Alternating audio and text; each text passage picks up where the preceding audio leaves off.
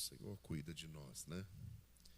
Aleluia. Vamos estar sempre na oração para que Deus possa nos sustentar na sua presença. Amém?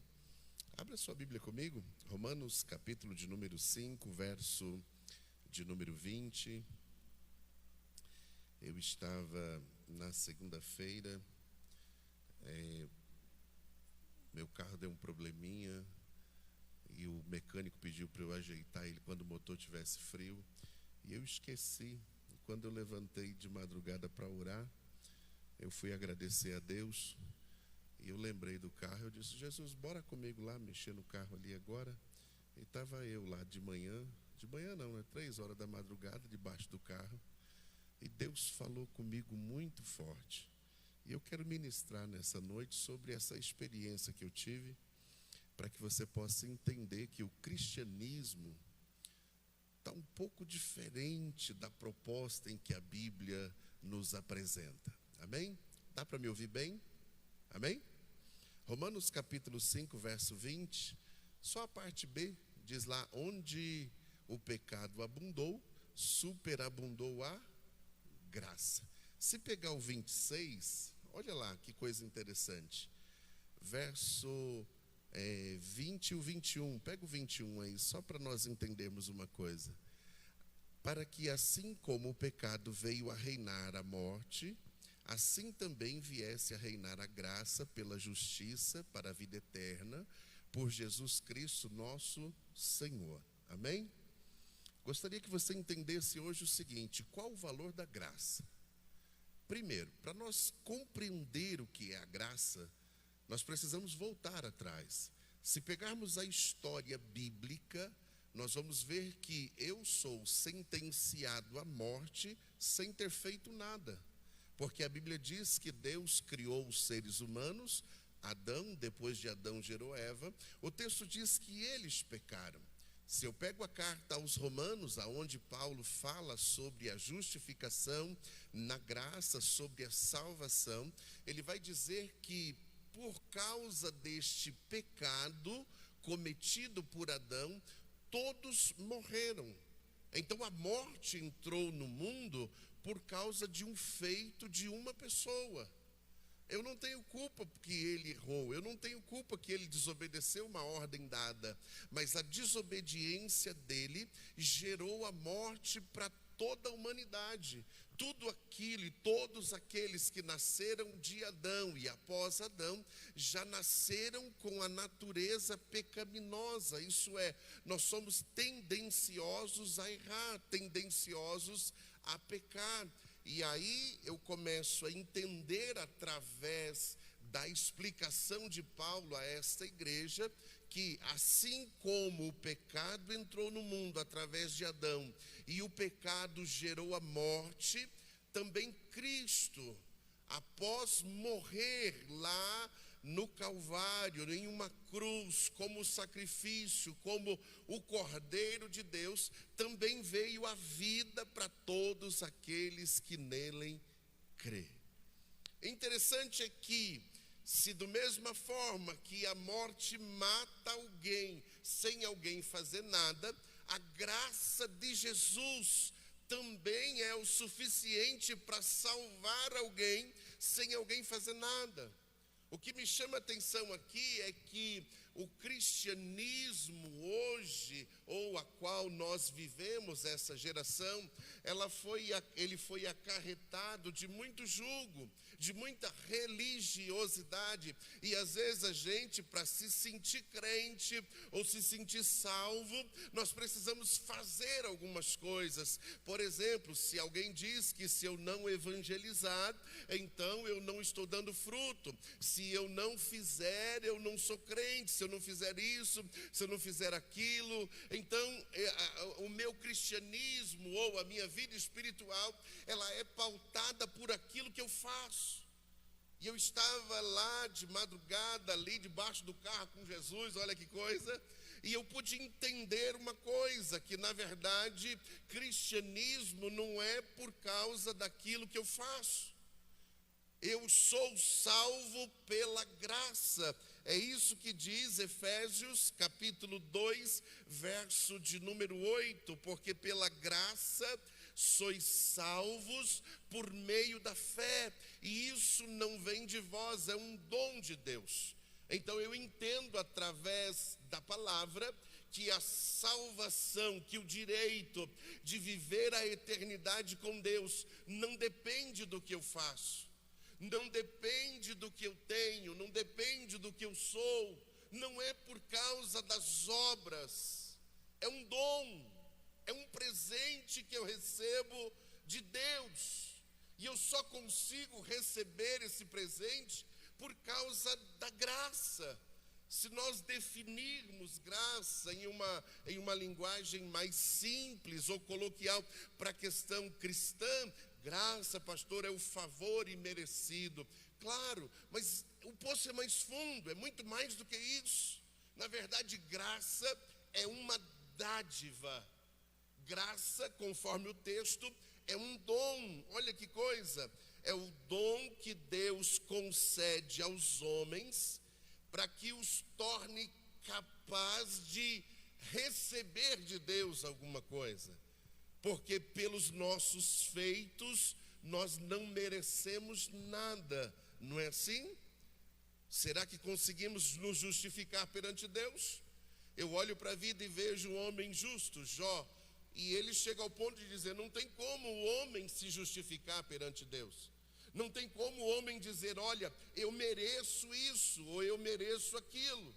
Até porque tem dia que a gente acerta todas, mas tem dia que também a gente erra todas. Tem dia que nós estamos muito crentes, mas tem dia que a gente tem até medo dos crentes. Por quê? Porque o pecado vem à tona, porque o erro vem, a falha vem, e não conseguimos ficar 100% crente, oscilamos a cada dia. E quando eu pego o texto bíblico e comparo com a minha oscilação, então eu tenho um problema. Se eu for salvo por aquilo que eu faço, aí lascou.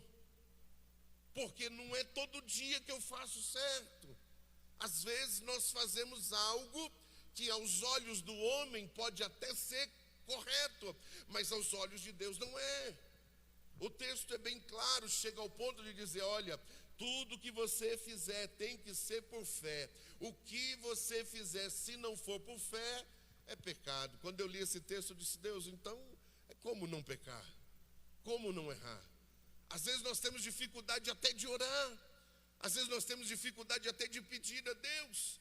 Às vezes nós temos dificuldade de acreditar em algumas coisas, de tão difíceis que são.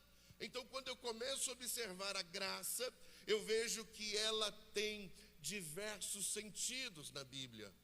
E esses sentidos, e esse dom de Deus concedido a nós, nos faz permanecer na presença de Deus. Primeiro dom, que é o dom da salvação, nós recebemos de graça, somos salvos por causa dele. Foi ele quem morreu na cruz. Aí o texto bíblico, e aqui que que houve dentro de mim algo transformador nessa experiência que eu tive, porque eu comecei a olhar para a Bíblia e ver ela diferente. Olhei para a Bíblia e vi os personagens da Bíblia, nenhum fazendo 100% que era certo.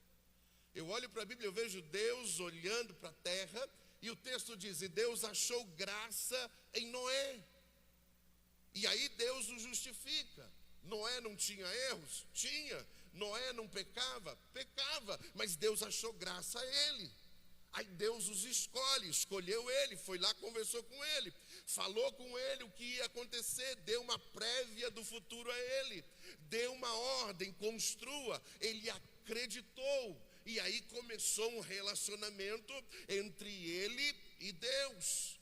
Isso é cristianismo. Cristianismo é um relacionamento que eu tenho com Deus. Não é formalidades, não é cumprir regras para tentar acalmar a minha consciência, não é bater um cartão, não é simplesmente estar por estar, não.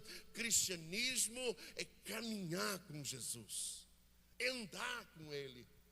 é levantar de manhã, é à tarde, é à noite, é estar na igreja. Às vezes as condições, como já foi dito, as condições psicológicas, o dia foi pesado, as coisas não favoreceram, mas isso não me impede de estar na presença dele. Porque eu não estou na presença dele por causa daquilo que ele vai me proporcionar, mas sim pela amizade que temos, pelo relacionamento que temos. Isso é cristianismo. E aí eu começo a observar e vejo que a graça, ela não só salva, a graça, ela também aperfeiçoa as nossas vidas. Aqui já tem um conceito diferente. Por quê? Às vezes nós, como crente, queremos ser blindados das adversidades, e isso não é uma verdade bíblica. Aí eu olho para a Bíblia, lá em 2 Coríntios, capítulo 12, verso de número 9, só para você entender o contexto. Paulo estava com um problema muito sério. Ele disse que Satanás vinha e esbofeteava o seu rosto. É claro que não era de uma forma literal. E ele diz o texto que ele orou a Deus: Deus, tira esse espinho da minha carne. Orou por 1, 2, 3 vezes. Na terceira vez Deus responde a ele, e a resposta de Deus foi justamente essa.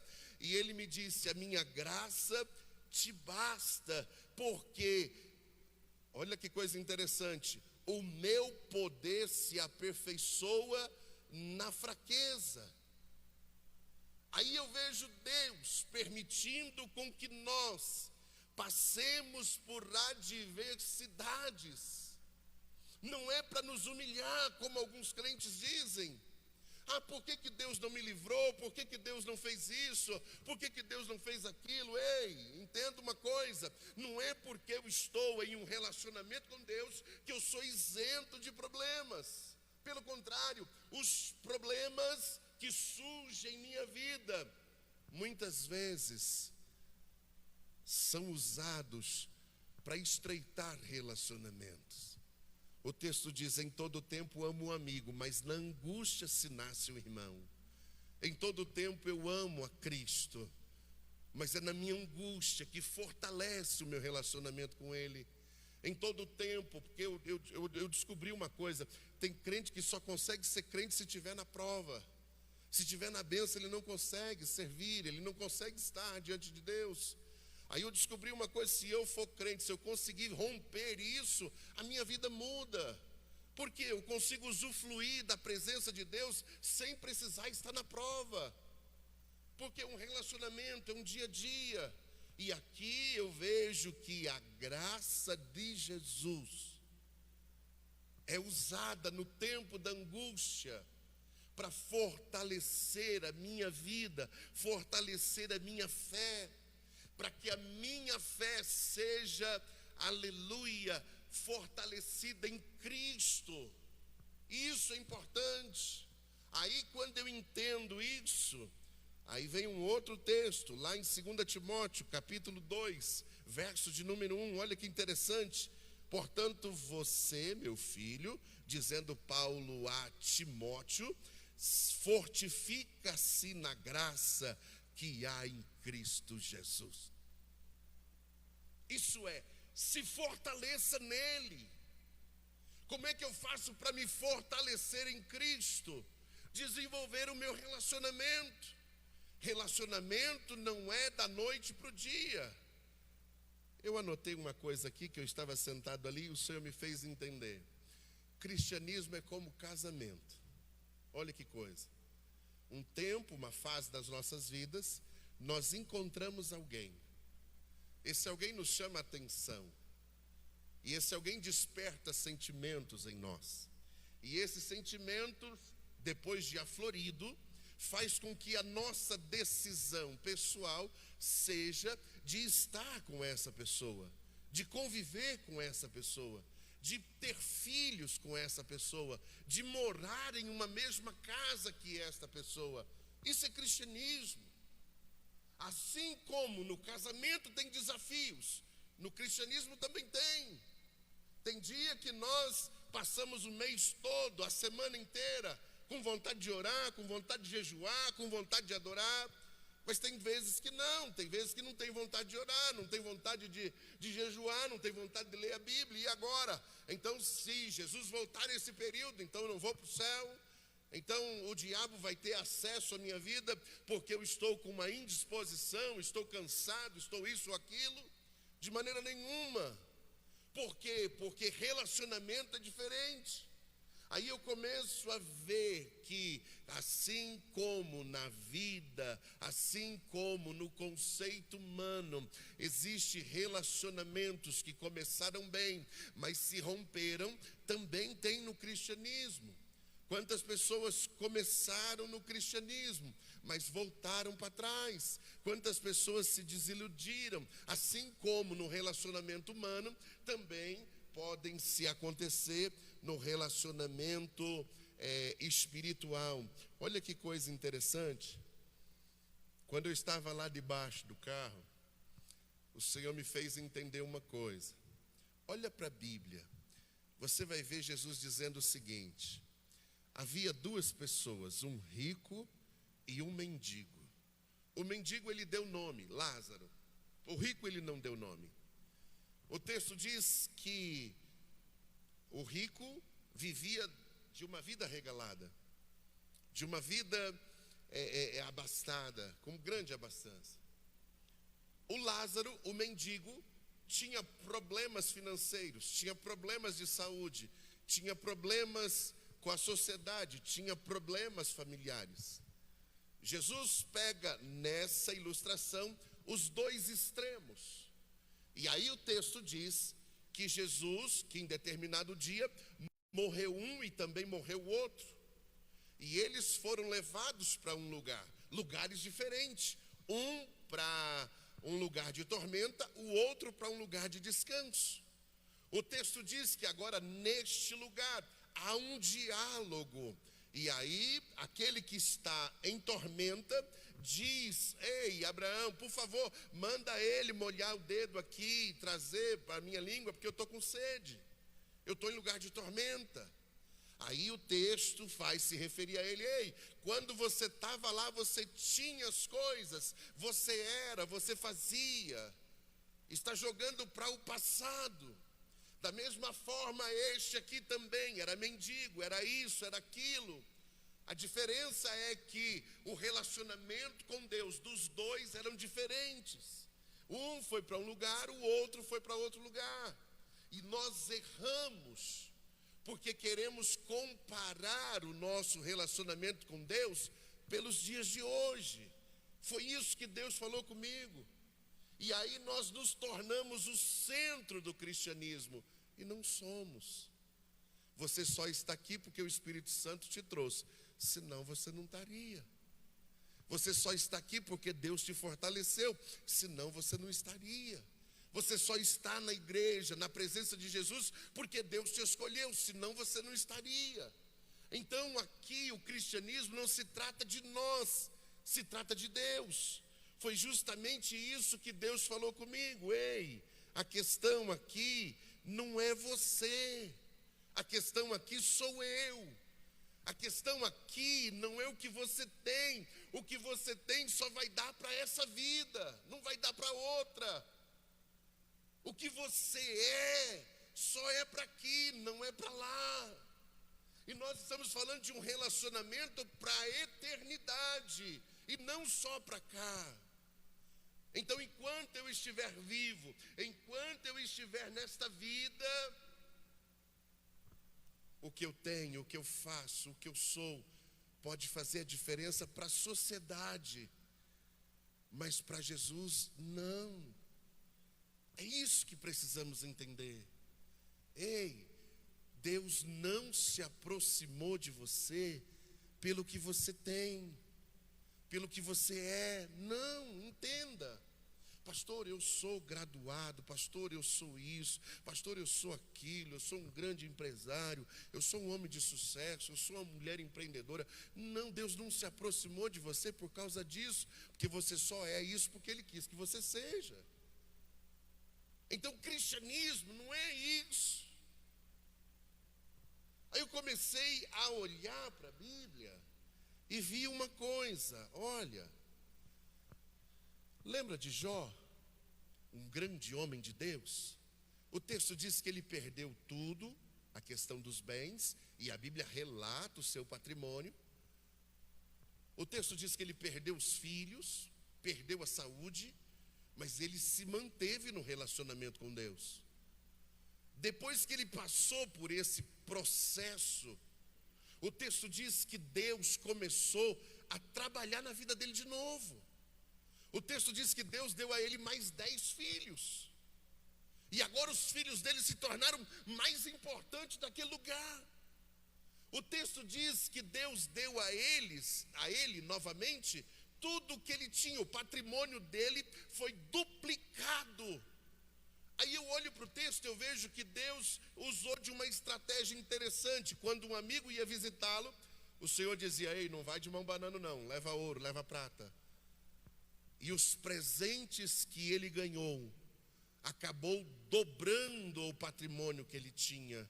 Aí eu olho para a Bíblia e vejo, Deus não se relacionou com Jó por causa do que ele tinha, mas sim por causa do que ele representava. Quando Satanás chegou perante Deus, e o Senhor disse: você observou aí? Não falou das melhores cachoeiras, das melhores paisagens da terra? Disse: não, você observou meu servo Jó? Homem íntegro, reto, temente.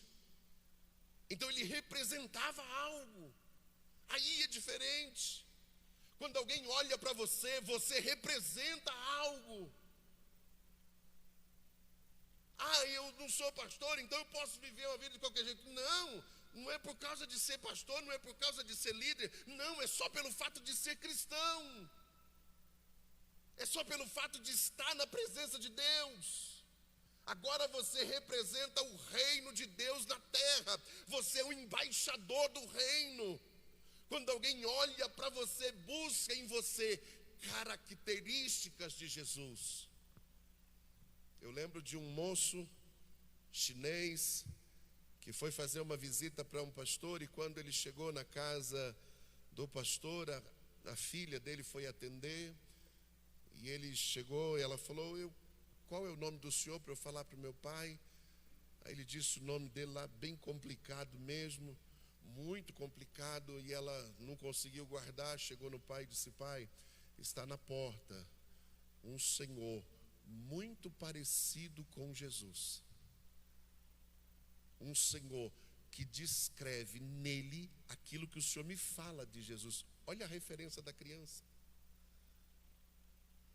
Lembro de um missionário que foi para a obra de missões, quando chegou para evangelizar os índios, e ele passou, não podia falar de Jesus, que era proibido, e ele com ações evangelizou muito, sem abrir a boca.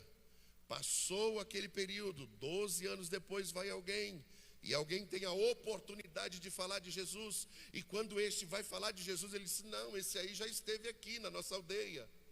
Como assim? Não, ele esteve aqui já faz um tempo, ele fazia isso, ele falava dessa maneira. Olha a identificação. Nós representamos o reino. A graça de Deus hoje está ao seu favor, isso é, os seus erros podem ser consertados em Cristo, as suas falhas podem ser aperfeiçoadas através da palavra, para que quando alguém olhe para você, se identifique, para que alguém olhe para você e diga: rapaz, eu quero ser como você quer, eu quero ter o que você tem. E não é uma questão de patrimônios, não é uma questão de prestígio, é uma questão de caráter, é uma questão de sensibilidade do Espírito Santo. E isso que faz toda a diferença. Jesus falou comigo algo bem interessante. O Senhor disse: ei, filho, nunca foi por causa do seu potencial. Eu não me aproximei de você por causa do seu potencial. Nunca. Aí eu fui para a Bíblia. Pensa num homem de grande potência: Elias, cabra macho, cabra ousado. O ministério dele foi de ousadia. O rei estava com problema porque deu o reino para a esposa. A esposa sustentava 80 profetas na sua casa, comia com ela à mesa. Ele chega até ele e diz: ei, rapaz, se você não tomar cuidado, Deus vai te pegar. Só tem um detalhe, viu? A partir de hoje não chove mais, a não ser a hora que eu abrir a boca e falar para chover. Olha que ousadia. Aí eu vou para o texto bíblico. Deus não mandou ele fazer isso, mas Deus honrou a palavra dele. Deus não disse para ele: vai lá até Acabe e fale isso, isso, isso. Não, Deus não falou. Mas já que ele falou, Deus sustentou ele.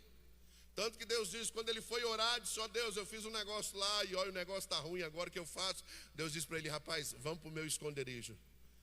Vai lá para Querite, fica no ribeiro. Mas e aí? Tu vai beber a água do rio. E a comida? Fica tranquilo que eu vou mandar corvo levar para tu pão e carne todo dia. E foi. E o tempo se passou. E ele ali, escondido, o rei mandou procurar ele em todos os países, em todos os lugares, mas não encontrava ele. Chegou um período em que os corvos não foram mais, não levaram comida. Ele começou a sentir fome, foi orar. Deus falou com ele: ei, agora vai lá para Moabe, vai lá, eu vou levantar alguém lá. E não foi alguém de posses, foi alguém que não tinha nada, só tinha lá um pouquinho de azeite, um pouquinho de farinha. Deus sustentou ele até o dia que ele foi mandado por Deus para falar e chovesse novamente. Homem ousado, cheio de ousadia, com grande potencial. Foi, enfrentou todos os profetas de Azera, enfrentou os profetas de Baal, matou todos eles. E depois um bilhetinho derruba um grande homem. Porque a esposa do rei disse: assim como você matou os meus profetas, eu também vou te matar. E agora ele foge, agora ele está com medo, agora ele se esconde. Agora ele anda tanto que o corpo físico desgasta ao ponto de ele não conseguir levantar. E Deus, quando tem relacionamento com alguém, isso me dá vontade de chorar. Deus cuida nos detalhes. Deus cuida nos detalhes. Se não tiver corvo, Deus manda anjos, mas Deus manda. E o texto diz que Deus mandou um anjo lá, e o anjo foi com pão quente, porque a necessidade dele era comida, era bebida. E acordou ele, diz: ei, levanta e come, porque não é tempo de parar não, tu tem que caminhar ainda. E ele cansado, desgostoso da vida, levantou, comeu, bebeu, mas deitou e dormiu de novo. Mas não era hora de dormir, era hora de caminhar. E o anjo desperta ele de novo, diz: ei, come mais um pouco. E ele comeu, e aquela comida ele caminhou 40 dias e 40 noites até a presença de Deus. Aí eu comecei a observar, porque Jesus falou comigo o seguinte: cara, não é o seu potencial, não é porque você é descolado, não é porque você é persuasivo, não é porque você é isso, não é porque você é importante, não é porque você ocupa um grau na sociedade de destaque. Não, não é isso. Cristianismo não é isso. E eu pude entender uma coisa, até porque isso também passa. Isso passa. Você conhece alguém que era muito importante e hoje não é mais? Passou o tempo dele. Eu lembro de uma irmã velhinha lá na igreja, e as pessoas tinham dificuldade porque não conhecia a história dela. E um dia eu conversando com alguém foi contar: pastor, essa mulher desbravou essa cidade. Por muitas vezes ela orou e Jesus curou. Por muitas pessoas foram alcançadas através da vida dela. Mas o tempo passou, a idade chegou. Aí eu pude entender uma coisa: relacionamento com Deus não é porque eu sou forte, não é porque eu consigo fazer. Não, não é isso. Cristianismo não é isso. A graça de Jesus não é isso. A graça de Jesus é: se eu estou fazendo, Ele está comigo. Se eu não consigo, Ele não me deixa. Se eu fiz alguma coisa importante, muitas vezes alguém bate nas costas: eita, tu é o cara. Mas e quando a gente não faz algo importante? E quando a gente faz alguma coisa que envergonha alguém? Então não é por causa do seu potencial. Sabe o que eu entendi aqui também? o que Jesus falou comigo? Não é por causa do poder de persuasão que você tem. Eu disse, eita. Aí eu me lembrei de José. José chegou no Egito como escravo, Deus levantou ele como governador, mas passou. Ele foi respeitado ao extremo. A palavra dele era lei, era ordem. Se ele mandasse matar, tinham que matar. Se ele mandasse absorver, tinham que absorver. Tinha um poder de persuasão por causa da história dele. Mas o texto diz que morreram. O faraó que conhecia, agora levantou outro que já não conhecia. Agora aqueles que foram convidados para estar, passaram a ser escravos. Porque, entenda, relacionamento com Deus não é só por uma fase, é para a eternidade. O que você faz aqui vai ecoar lá na eternidade. Tanto que diz o texto, naquele dia chegarão pessoas dizendo, olha, no teu nome eu fiz isso, fiz aquilo. E o texto diz que a mensagem vai ser, apartem de mim, porque eu não conheço vocês. Então o cristianismo não é fazer, é conhecer. Ah, mas eu expulsei, eu curei. Eu disse, não, mas eu não conheço vocês. Então entenda, nunca foi você em si, mas Ele. Nunca foi por causa de mim em si, mas é por causa dEle. Ele achou graça aos seus olhos, por isso te escolheu. Cabe a mim valorizar isso ou não. Assim como o casamento. Eu casei com a moça mais bonita que tinha na minha cidade, e agora? A moça mais bonita que tinha na igreja, e agora? Alguém dizia, Marco, eu disse, filho, é bom ser crente, Jesus é bom com a gente. Aí estamos há 16 para 17 anos juntos. Tem diferença? Tem. Tem problemas? Tem. Tem dia que eu vixe, levanto, diz, cadê minha mulher? Meu Deus, quero beijar, quero isso, quero aquilo. Tem dia que eu disse, Jesus, dá vontade de jogar dentro da privada. E agora? Existe um casamento perfeito? Não existe. A gente se completa, a gente se ajusta. Estamos se ajustando. E vai ficar velho, vai se ajustando. O relacionamento com Jesus não é diferente. Não é diferente.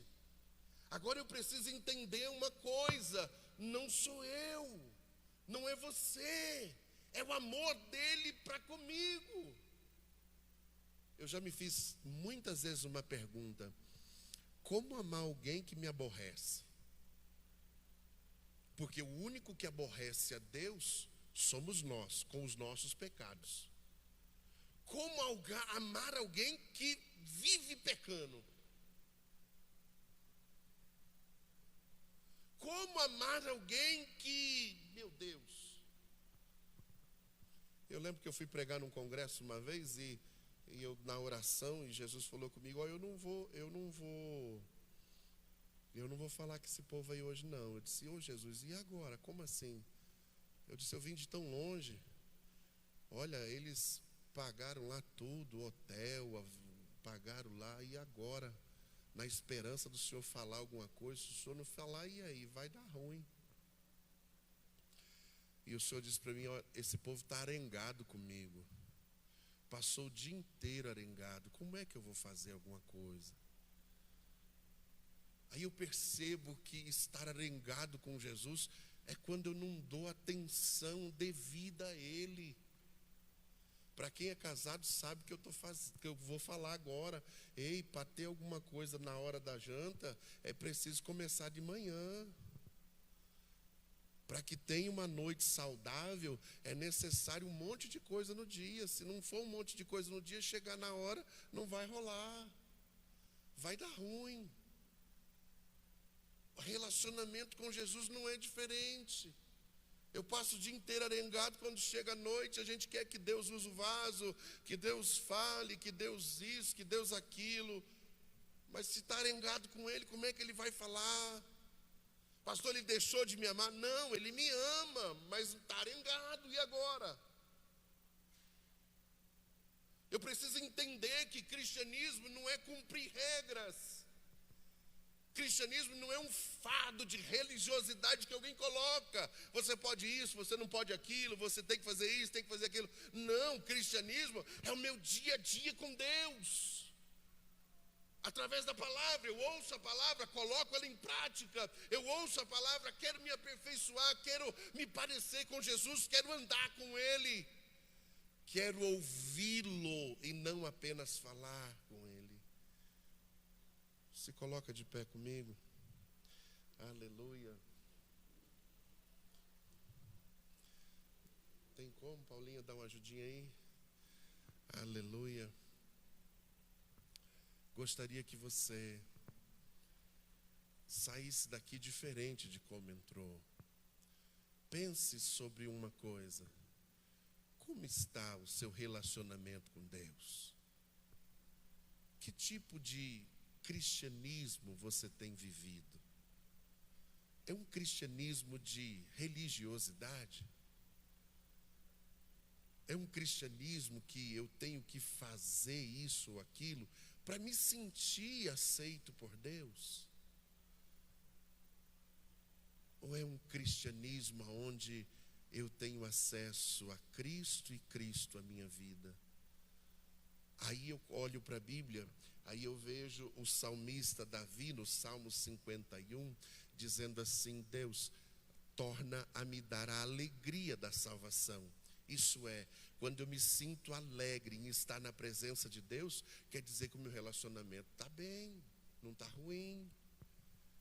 Alegrei-me quando me disseram: vamos à casa do Senhor. Então, estar na presença de Deus tem gerado o quê na sua vida? Ou será que se tornou um fardo? Às vezes eu fico olhando, tem uma determinada igreja que é culto segunda, terça, quarta, quinta, sexta, sábado, domingo, segunda, terça. Eu disse: eita. Falei: rapaz, e tem uma outra igreja que é culto 6 horas da manhã, 10 horas, 11 horas, 14 horas e 18 horas. Eu disse: 5 cultos num dia. Nos 7 dias da semana eu falei: outra povo crente da gota. Aleluia. E o meu, como é que está você? Feche os seus olhos aí. Como é que está o seu relacionamento?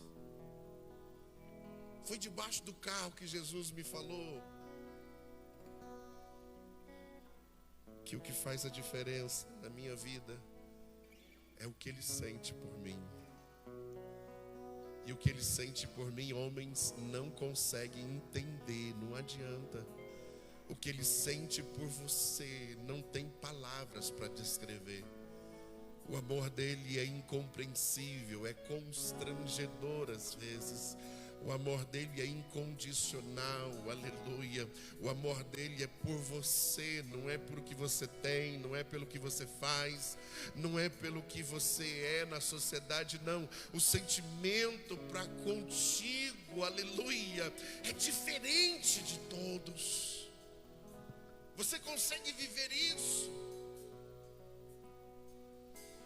Você consegue se posicionar de uma forma agora diferente? Não é o picar cartão no culto, não é ir na igreja só por ir, não é apenas alívio da consciência, não é só quando eu preciso de algo ou de alguma coisa, não é.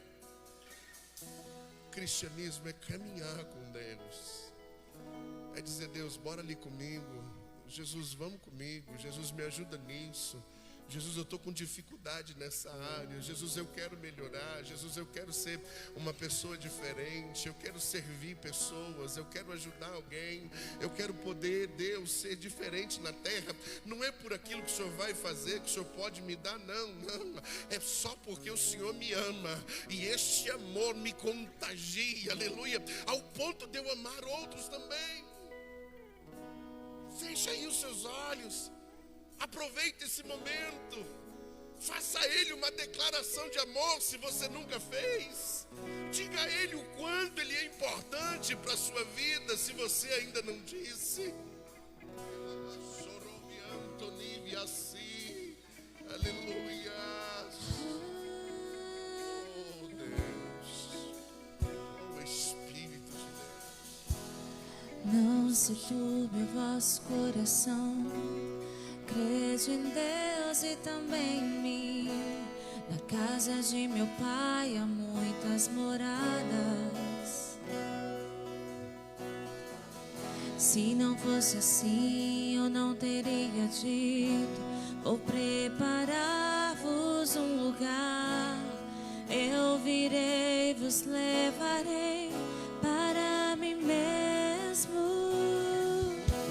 Vos conheceis o caminho para onde eu vou. Eu sou o caminho, a verdade, a vida. Ninguém vem ao Pai a não ser por mim. Em verdade eu vos digo, porque eu vou para o Pai. Mas aquele que crê em mim, obras maiores fará.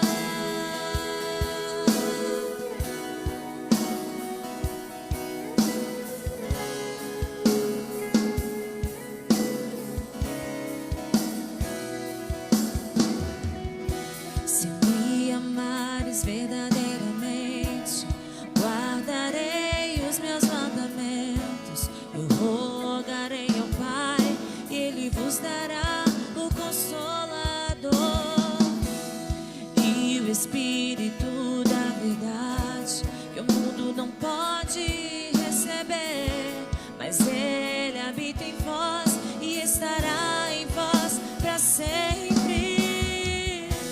Aquele que tem os meus mandamentos e os guarda, este é o que me ama. E se alguém me amar, será amado por meu Pai. Eu também o amarei e me manifestarei a Ele.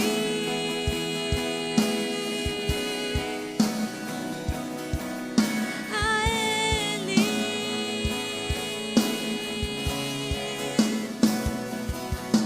E me manifestarei, e me manifestarei a Ele.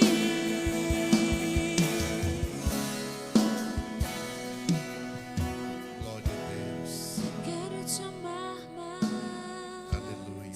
Quero te amar mais. Você tem alguma Quero te dúvida amar mais, do quanto Jesus te ama?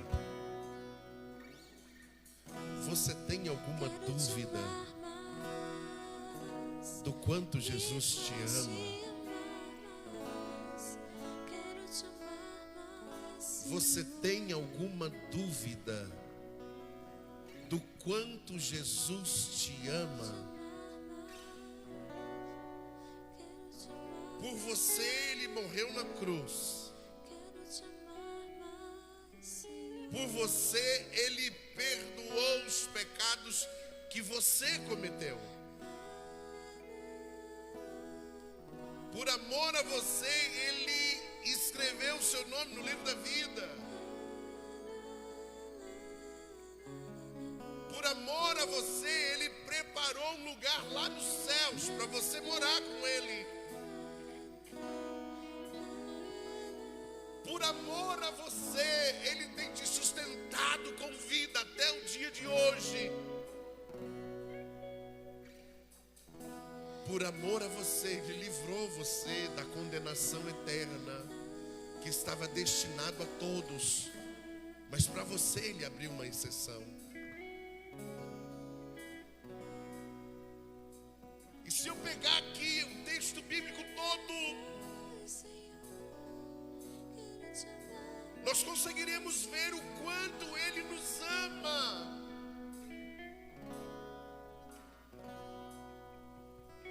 E o Espírito de Deus que está aqui, que conhece você,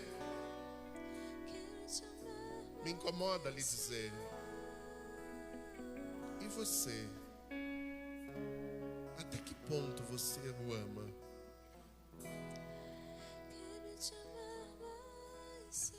O quanto você ama Ele? Será que esse amor não é correspondido por você? Será que esse amor só vem dele, não tem a sua participação?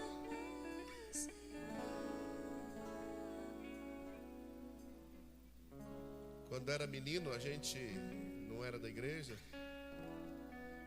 e a gente chegava nas moças que gostavam da gente e dizia assim: ei, prova que me ama então, faz isso ou aquilo. E se Jesus dissesse para você: prova que me ama, qual seria? Por amor à esposa a gente faz isso ou aquilo. Por amor aos filhos a gente faz isso ou aquilo. E por amor a Ele, o quanto você o ama, o quanto o sentimento dele é correspondido por você. Pastor, na verdade eu nem pensei sobre isso. Eu achei que para ir para o céu era só não fazer isso, não fazer aquilo outro, já estava bem. Não, isso aí não está no texto bíblico. O cristianismo não é isso. O cristianismo é relacionamento. Ele te ama e você ama. Nas orações, lembra quando a gente, como nós somos egoístas, na oração só a gente fala: já parou para ouvir Ele? Já parou para guardar a resposta dele? Eu lembro de uma vez que eu estava tão angustiado, mas tão angustiado, que eu sentei no banco, não era cadeira, e eu chorava, dizia: Deus, a angústia é tão forte hoje, o dia foi tão tribulado. Eu me ajoelhei e disse: Deus, dá para o senhor fazer um cafuné aí, que eu estou brabo, hoje o negócio está ruim, uma dor no pescoço. Se ele fez ou não, eu não sei, mas que eu tive a estranha sensação de ele chegar e se aproximar de mim, eu tive. Meu coração encheu de gozo, de alegria. Por quê? Porque a presença dele gera alegria. Fecha aí os seus olhos, deixa eu orar com você agora. Papai, nós somos falhos, é verdade, pecadores ao extremo, não merecemos o teu amor para conosco, mas o Senhor nos ama. Nós queremos viver este amor, Senhor, nós queremos desfrutar deste amor. Jesus, nos ajude a melhorar, nos ajuda, Deus, aleluia, a corresponder esse sentimento que o Senhor tem conosco. Nos ajuda, Deus, a amar aquele que está à nossa volta, assim como o Senhor nos ama. Nos ajuda, Senhor, a cada dia, papai, que o Senhor venha fazer a diferença, Deus, não só no momento de prova, não só no momento de dificuldade, mas também no momento de gozo, no momento de alegria. Espírito Santo, só o Senhor é capaz de abrir o nosso entendimento para isso. Só o Senhor é capaz de nos levar a essa dimensão de adoração. Só o Senhor, por isso nós te convidamos, venha fazer parte do nosso ser, venha fazer parte do nosso dia a dia, venha fazer parte da nossa história. Nos ajuda a ser grato quando as coisas não dão certo, nos ajuda a te adorar, Senhor, quando o carro quebra, quando tem que andar de a pé, ô prova miserável. Jesus, nos ajuda a ser grato quando as coisas não funcionam como a gente quer que funcione. Nos ajuda a te adorar, Senhor, quando as coisas não são favoráveis. Nos ajuda em todo o tempo, para que o seu nome seja glorificado em nossas vidas. É o que nós oramos em o nome de Jesus. Amém. Estenda suas mãos assim. Aleluia. Que a graça do Senhor Jesus, que o amor de Deus, Que a comunhão do Espírito Santo esteja com todos e todos digam: que Deus abençoe a todos em o nome de Jesus.